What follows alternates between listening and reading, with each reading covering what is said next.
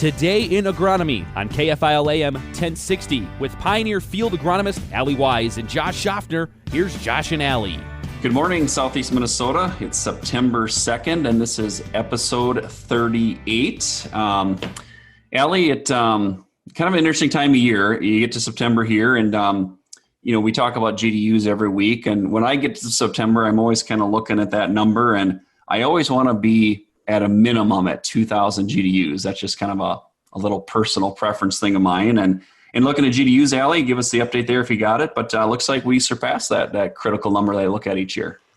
Yeah, I might. I actually pulled mine for a little farther west. So if you don't mind giving our I got it for Preston here. So for Preston, we're sitting at 2171.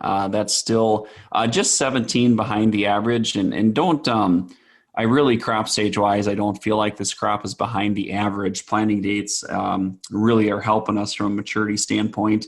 In looking at the next 14 days, we're not a weather show here, Allie, but it looks like maybe after into next week, it's going to be a little bit cool. But 14-day projection puts us at 2348. And a lot of 100-day relative maturity products, Allie, that's going to, usually it's 2400-ish to black layer. So that's going to put a lot of products right at black layer, and maybe some of the early ones will probably be at black layer by then or a little before then. Yeah, so I think that's nice to see. Obviously, like you said, a lot of this is going to maybe hinge on what some of this weather does. If we can keep a little more heat and not drop off temperature-wise too much. I think another great area that's then going to bring us to is once we do reach black layer on these products, are we going to be able to still hold true to the fact that in the month of September, you can typically grab, a half a point of moisture a day. And so, still going to be a lot depending on this weather to when we see some of this corn in that 23% range ready to go for harvest. But we'll keep everyone updated as we get a better grip of what some of this weather does moving forward. Yeah. And looking at that projection of black layer, you talked about that dry down too. I always look at, we got to be at 2,000 at a minimum by September 1st. And in a perfect scenario, if we can get products to black layer by September 20th and get 10 days of September where the days are still a bit longer, usually get some warmer temperatures to get the crop dry down.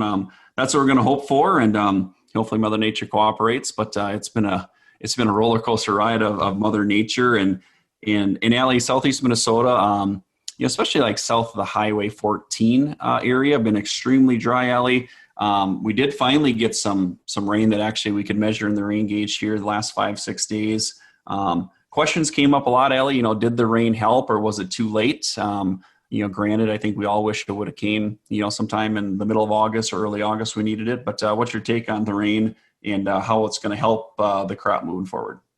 Yeah, so as we were in some plots in maybe our driest pockets last week to my west of 52, there were some areas where some of those earlier maturities were definitely we had some ears prematurely dropping in the most severe pockets. But then as the maturities got a little bit later, I still felt that if we could catch those rains into the weekend or earlier in the week, which we did, I think that's still going to contribute to the cause of kernel depth and test weight. So there is still something to be gained in those cases.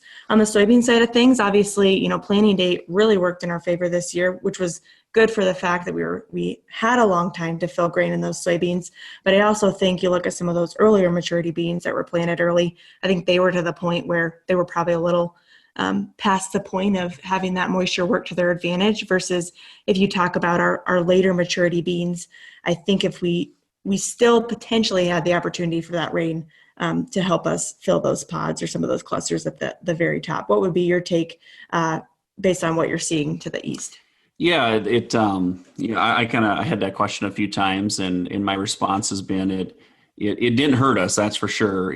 We're not at a stage of the crop where we're going to put on yield. Sometimes especially on the soybean side, we talk about those August rains is what really brings on that yield, especially with varieties that are maybe 1.8 or later maturity. And I don't know if that rain came soon enough. It's just going to be an interesting soybean crop looking at the early beans planted early compared to the full season beans planted early.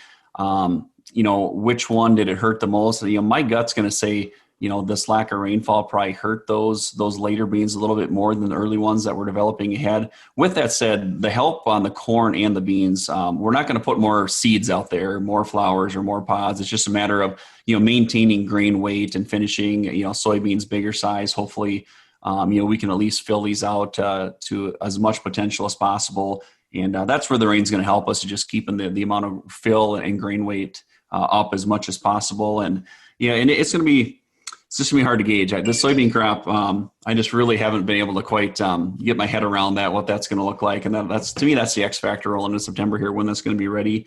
In the early beans planted early, Allie, driving around those fields really stand out right now. They're maturing extremely yellow. The leaves are starting to drop. And I think by, next Monday, some of these fields are going to be knocking on the door, getting really close to being ready to harvest on the early side. Yeah, as you drive across the countryside, it definitely feels a little more like fall. You're seeing some of those earlier planted or early maturity fields starting to turn pretty quick here. So I think we better be ready for harvest to come upon us maybe a little more quickly than we thought.